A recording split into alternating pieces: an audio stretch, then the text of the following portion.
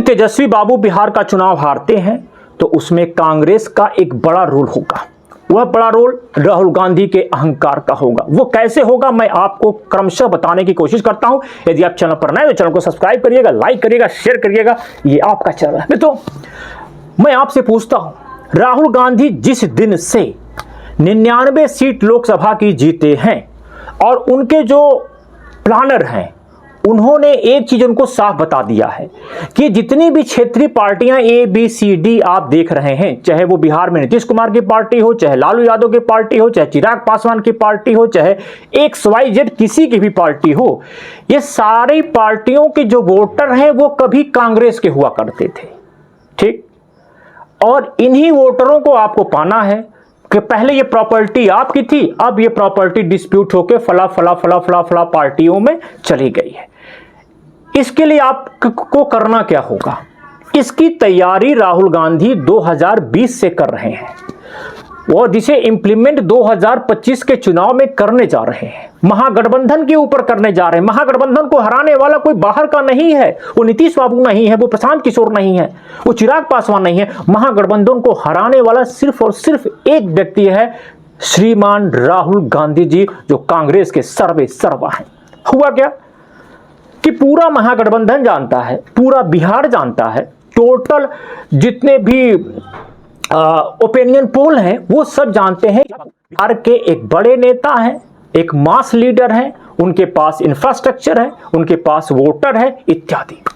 लेकिन राहुल गांधी यह जानते हुए भी अनजान बने हुए हैं। क्यों बने हैं? क्योंकि फिर क्षेत्रीय दलों को समाप्त कर देना, अपने पुराने वोटर्स को पा लेना, ये राहुल गांधी की रणनीति है। राहुल गांधी जी जानते हैं कि यदि बिहार के चुनाव में तेजस्वी बाबू जीत गए तो बिहार में कांग्रेस की संभावनाएं खत्म हो जाएंगी, पूरी तरह खत्म हो जाएंगी और एक बहुत छोटे भाई नहीं बाबू की भूमिका में कांग्रेस रह जाएगी। ये उसको भली भांति मालूम है। यदि तेजस्वी बाबू चुनाव हार जाते हैं, महागठबंधन चुनाव हार जाती है, ऐसी स्थिति में कांग्रेस के पास 2030 में जो चुनाव होगा विधानसभा का, उसकी संभावनाएं बनी रहेंगी।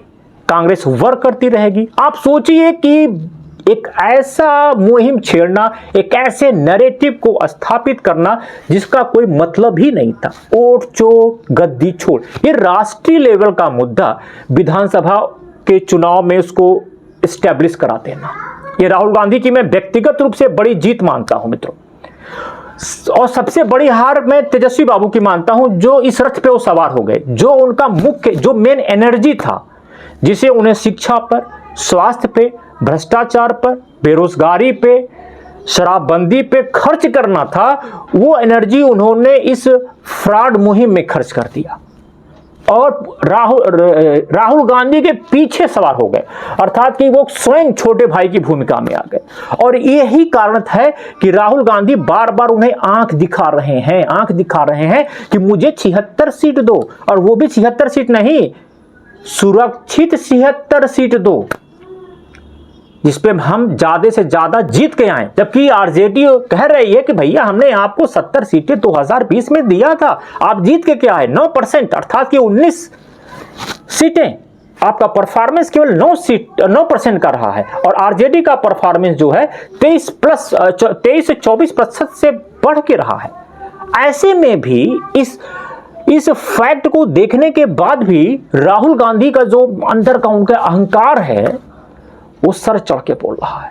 उनको लगता है कि जो उन्होंने नैरेटिव सेट किया है, जो राष्ट्रीय स्तर पे उभर के आए हैं राहुल गांधी, ये तभी संभव होगा 2029 में, तभी संभव होगा उनका प्रधानमंत्री बनना जब क्षेत्रीय दल समाप्त होंगे और हिंदी भाषी राज्यों से कांग्रेस हावी होगी और बल्क में इनको टिकट मिलेगा, इनके लोगों को, और वो लोग जीत के आएंगे, तो बार्गेनिंग खत्म हो जाएगी। तो राहुल गांधी यदि तत्काल में तेजस्वी बाबू को सीएम घोषित नहीं करते हैं, महागठबंधन में के नेता को तेजस्वी बाबू को स्वीकार नहीं करते हैं, तो तेजस्वी बाबू की हार तो सुनिश्चित ही है। राहुल गांधी क्या पाएंगे ये तो भविष्य की बात है। इसीलिए मैं कह रहा हूं एनडीए में लोग बड़े खुश हैं कि चलो सिर्फ फुटौल तो हो रही है,